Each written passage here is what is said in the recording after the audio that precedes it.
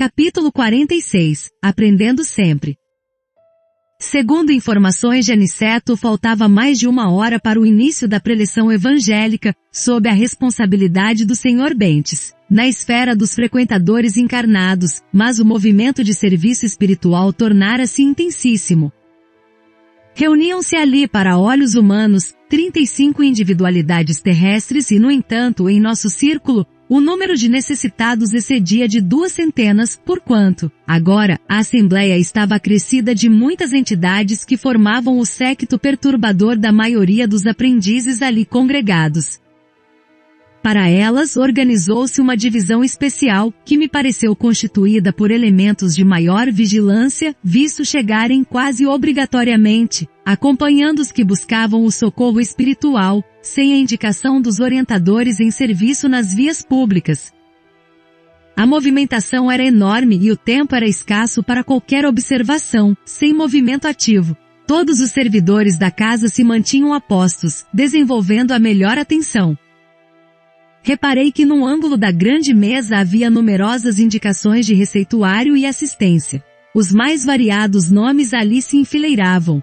Muitas pessoas pediam conselhos médicos, orientação, assistência e passes. 4 facultativos espirituais se moviam diligentes, escudando-lhes o esforço humanitário. 40 cooperadores diretos iam e vinham, recolhendo informações e enriquecendo pormenores. Aproximamo-nos do grande número de papéis nominados, enquanto curiosamente buscava examiná-los, Aniceto explicou: temos aqui a indicação das pessoas que se afirmam necessitadas de amparo e socorro imediato. Mas recebem elas tudo quanto pedem? Indagou Vicente curioso. Nosso mentor sorriu e respondeu: recebem o que precisam.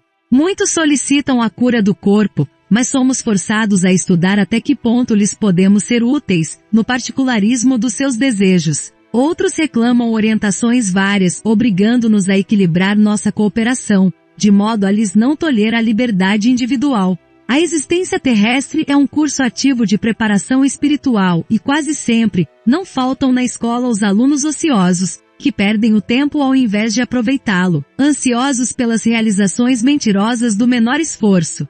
Desse modo, no capítulo das orientações, a maior parte dos pedidos são desacisados.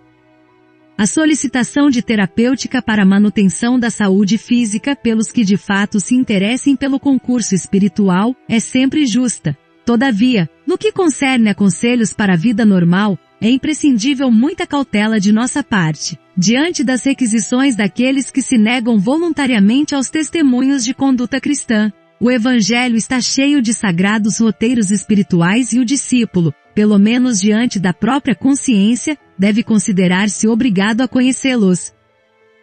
O instrutor amigo fez pequena pausa, mudou a inflexão de voz, como para acentuar fortemente as palavras, e considerou: possivelmente, vocês objetarão que toda pergunta exige resposta e todo pedido merece solução. Entretanto, nesse caso de esclarecer determinadas solicitações dos companheiros encarnados, devemos recorrer, muitas vezes, ao silêncio.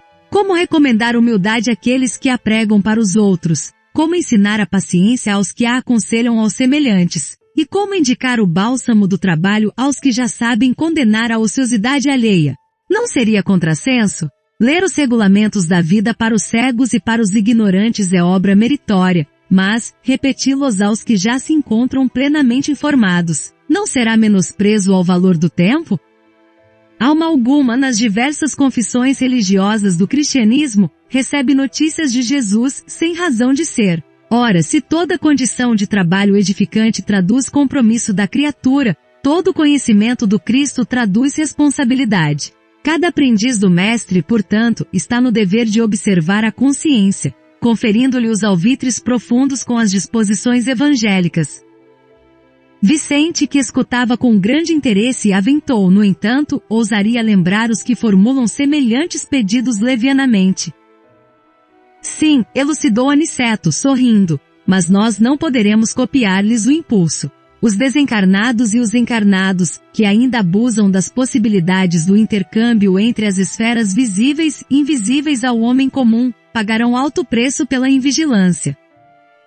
Neste caso perguntei respeitoso: Como corresponder aos pedidos de orientação?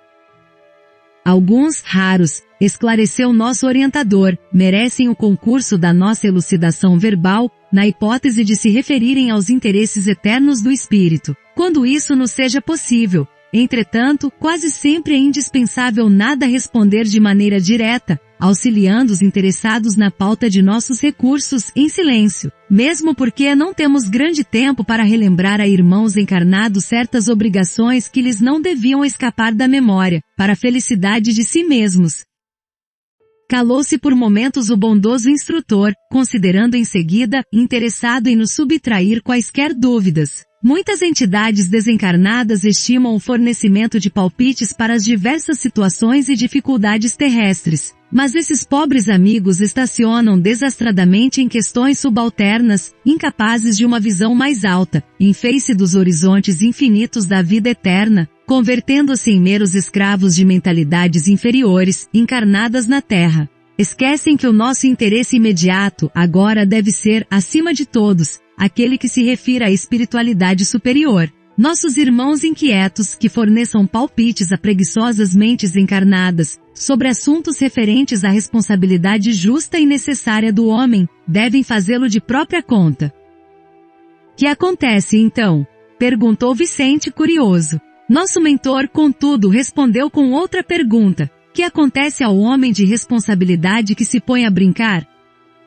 Nesse instante, um dos clínicos espirituais, aproximando-se, foi gentilmente saudado por Aniceto, que lhe disse depois de apresentar-nos: disponha da nossa colaboração humilde. Aqui estamos na qualidade de médicos itinerantes, prontos ao concurso ativo. Vem de nosso lar? Indagou o novo companheiro respeitosamente. Sim, respondeu Aniceto prestativo.